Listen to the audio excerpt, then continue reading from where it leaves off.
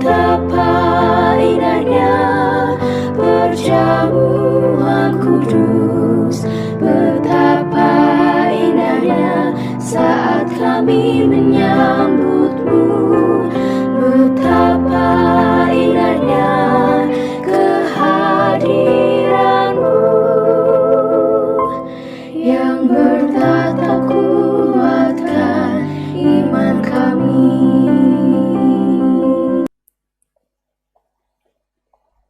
Tuhan bersamamu dan bersama rohmu. Inilah Injil suci menurut Lukas. Dimuliakanlah Tuhan.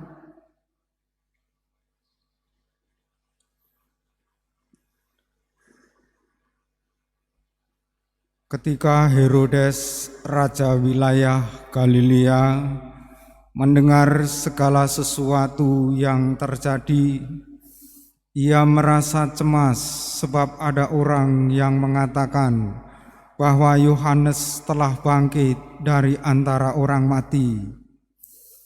Ada lagi yang mengatakan bahwa Elia telah muncul kembali, dan ada pula yang mengatakan bahwa seorang dari nabi-nabi zaman dahulu telah bangkit.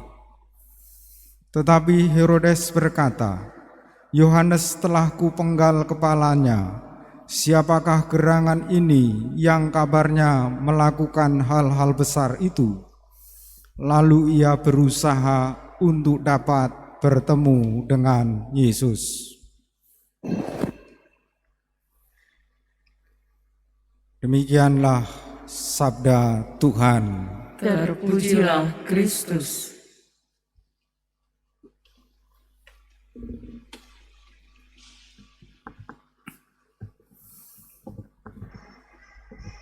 Umat Allah yang terkasih, dalam bacaan pertama, Nabi Hagai memperingatkan bangsa Israel untuk kembali membangun bait Allah atau rumah Tuhan, supaya Tuhan dihadirkan dalam kehidupan mereka. Orang yang tidak peduli dengan Tuhan, orang yang tidak peduli atau menolak kehadiran Tuhan, dapat dibayangkan seperti yang digambarkan dalam kitab Nabi Hagai tadi.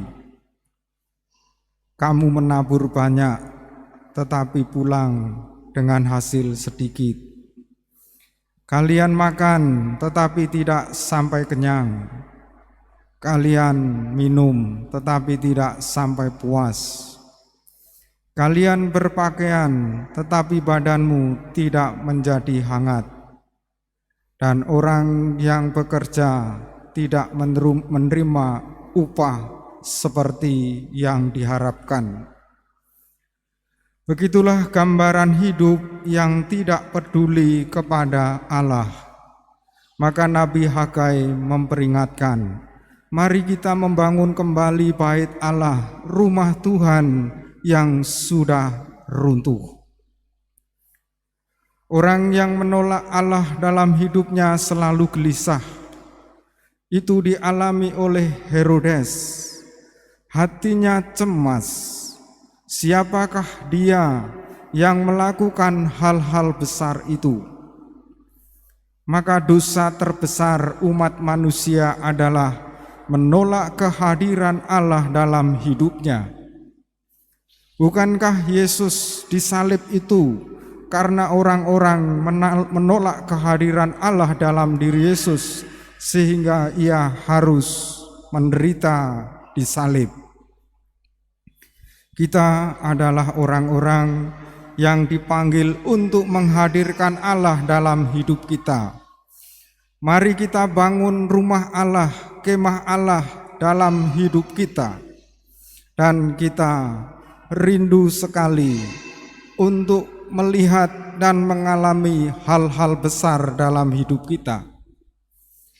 Saya sendiri selama 17 tahun menjadi imam, penuh berkat, penuh rahmat, penuh Tuhan yang penuh belas kasih dalam hidup kita, dalam hidup saya, dan tahun-tahun pembawa pesan Tuhan dalam hidup kita.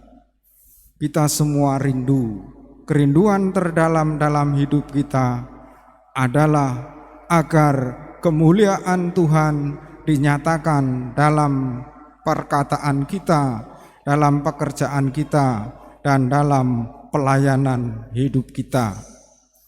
Dan teladan kita hari ini adalah Padre Pio, seorang mistikus besar abad 19 yang mengalami stigmata, mengalami 5 luka Yesus dalam tubuhnya. Dan 5 luka itu dihayati sebagai penggenapan akan penderitaan Yesus. Padre Pio banyak mengalami mujizat-mujizat Tuhan dalam hidupnya dan mengalami penglihatan-penglihatan bahwa arwah di api pencucian bisa ditolong dengan doa-doa kita. Bahwa Padre Pio banyak menyelamatkan jiwa-jiwa para pendosa dengan melalui sakramen tobat yang ia layani.